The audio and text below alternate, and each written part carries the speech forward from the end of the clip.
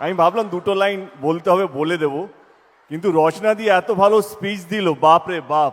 আমি 12 বছর সাংসদ হয়ে এত ভালো দিতে পারলাম না স্পিচ, যত 1.5 বছর রচনাদি দিয়ে গেল। কি ডায়লগ দিলে! ওকে ওকে। আজকে আমার 2014 থেকে সাংসদের যাত্রা শুরু। 2014 এবং আজকে 26, এই 12 বছরে আজকে দিনটা হচ্ছে আমার সবচেয়ে বড় দিন দেব সাংসদ হিসেবে। কারণ আজকে দিদি যেই কাজটা করলেন বা যেই উদ্বোধনটা করলেন, শুধু একটা উদ্বোধন নয়, একটা শিলান্যাস নয়, এটা ঘাটাল লোকসভা কেন্দ্রের মানুষের দীর্ঘদিনের লড়াই, দীর্ঘদিনের স্বপ্নকে এমন একজন মুখ্যমন্ত্রী আসবে, এমন একজন সরকার আসবে, সে কেন্দ্র থেকে আসুক বা রাজ্য থেকে আসুক, তাদের এই কষ্টটা বুঝবে, তাদের এই যন্ত্রণাটা বুঝবে। যখনই বৃষ্টি আসে তখন দিনের পর দিন গ্রামগুলো জলের তলায় থাকে, ধানের চাষগুলো জলের তলায় চলে যায়, কত পশু পাখি, কতগুলো যান চলে যায়, কতগুলো মানুষ মারা যায়, সেটা আমি গত 12 বছর ধরে নিজের চোখে দেখেছি। আমি 2014-তে যখন শপথ নিয়েছিলাম সাংসদে, আমার প্রথম স্পিচটাই বাংলায় দিয়েছিলাম এবং ঘাটাল মাস্টার প্ল্যান নিয়েই দিয়েছিলাম। এই ঘাটাল মাস্টার প্ল্যানটা কোনো টিএমসি বা কোনো বিজেপি বা কোনো কংগ্রেস বা কোনো সিপিএম এর জন্য নয়, এটা ঘাটাল লোকসভা কেন্দ্রের প্রত্যেকটা মানুষের জন্য। শুধু আমি একবার নয়, বারবার আমরা ঘাটাল মাস্টার প্ল্যান নিয়ে সংসদে, পার্লামেন্টে, ইনফ্যাক্ট মানসদা এখানে আছে, আমরা দিল্লিতেও গিয়েছিলাম, দিদি আমাদেরকে দিল্লিতে পাঠিয়েছিল তখন মিটিং করার জন্য জল দপ্তর মন্ত্রীর সাথে ওইখানে, তার সঙ্গে আমরা আলোচনা করি, কিন্তু কেউ আমাদের কথা রাখেনি। 2024-এ নির্বাচনের আগে দিদি কথা দিয়েছিলেন যে ঘাটাল মাস্টার প্ল্যানটা তিনি করবেন, এবং 2025-এ আমাদের বিধানসভার বাজেটে তিনি 500 কোটি টাকা স্যাংশনও করেন এবং আজকে তার শুভ উদ্বোধন হয়ে গেল।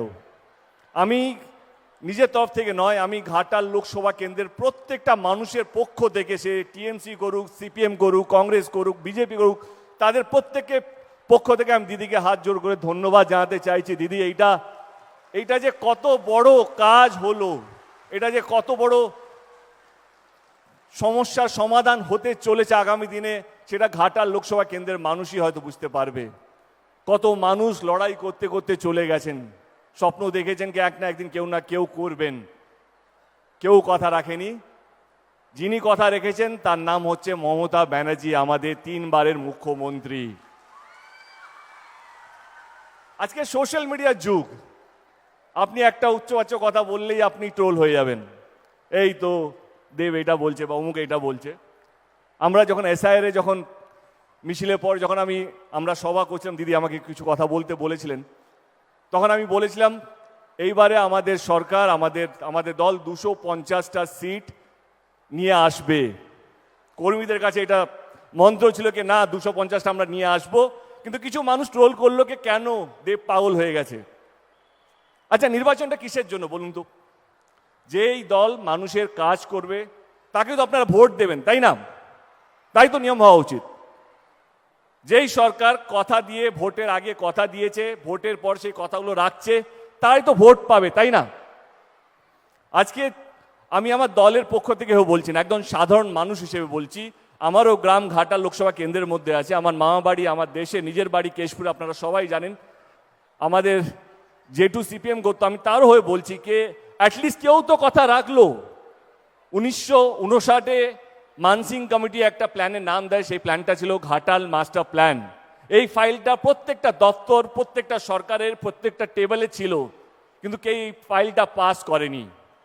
যিনি পাস করেছেন তার নাম হচ্ছে মমতা ব্যানার্জি। এবারে যেই দল যে কথা দিয়ে কথা রাখে, সে কেন জিতবে না?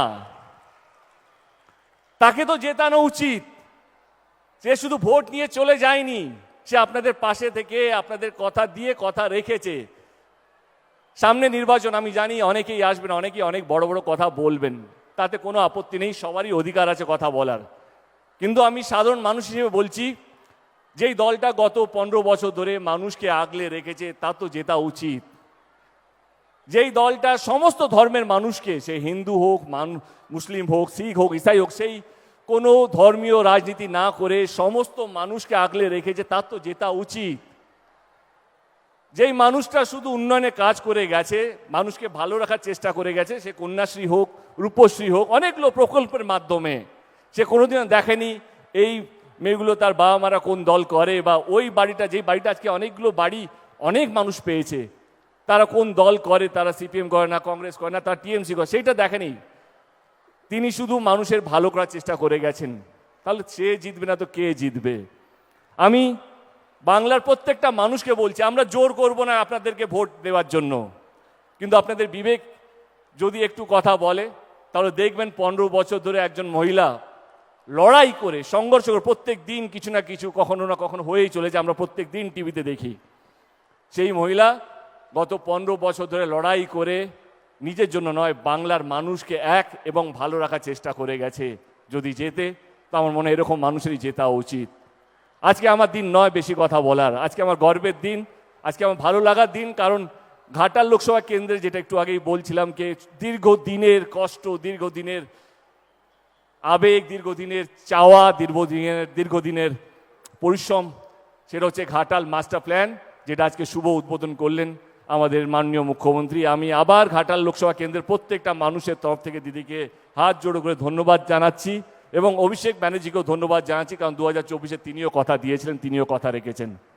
Thank you so much. বেশি সময় নেব না, ভালো থাকবেন এবং সবাইকে भालो राख्बेन। असंख्य धन्यवाद। Thank you.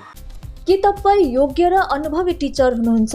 कारगिल इन्टरनेशनल स्कुलमा टिचर, प्रिन्सिपल र भाइस प्रिन्सिपलको पदको लागि भ्याकेन्सिज आएको छ। आकर्षक स्यालेरी, सबै आवश्यक सुविधा, सुरक्षित क्याम्पस र रेस्पेक्टफुल वर्क इन्भाइरोमेन्ट, एबल र एक्सपिरियन्स टिचर्सलाई प्राथमिकता दिइन्छ।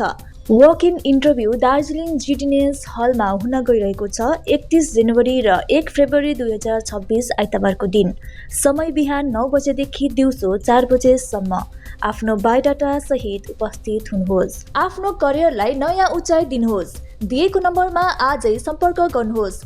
स्थान सराई बिहार रेलवे स्टेसन नजिक, बेलकुण्डा रोड, वैशाली।